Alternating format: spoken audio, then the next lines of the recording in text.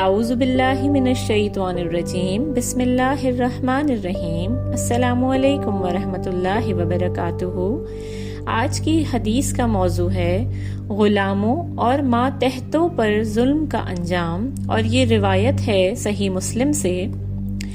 حضرت ابو مسعود رضی اللہ تعالی عنہ فرماتے ہیں کہ ایک دن جب میں اپنے غلام کو مار رہا تھا، اتنے میں نے اپنے پیچھے سے آواز سنی، ابو مسعود، یاد رکھو اللہ تعالیٰ تم پر اس سے زیادہ قدرت رکھتا ہے جتنی قدرت تم اس غلام پر رکھتے ہو۔ جب میں نے پیچھے مڑ کر دیکھا تو رسول اللہ صلی اللہ علیہ وآلہ وسلم تھے۔ میں نے عرض کیا، یا رسول اللہ صلی اللہ علیہ وآلہ وسلم، میں اس غلام کو آزاد کرتا ہوں اللہ پاک کی خوشنودی کے لیے۔ آپ صلی اللہ علیہ وآلہ وسلم نے فرمایا، یاد رکھو اگر تم اس غلام کو آزاد نہ کرتے تو تم کو دوزخ کی آگ جلاتی، یا یوں فرمایا کہ تمہیں دوزخ کی آگ لگتی۔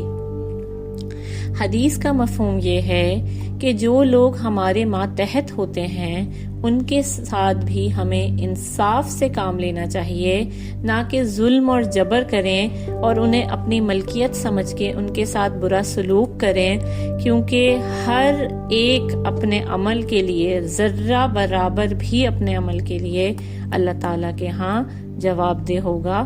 اور اگر وہ عمل ایسا ہوا کہ جو ماتحتوں کی غلطی سے ذرا بھی جبر اور ظلم میں زیادہ ہوا تو ہماری پکڑ لازم ہے۔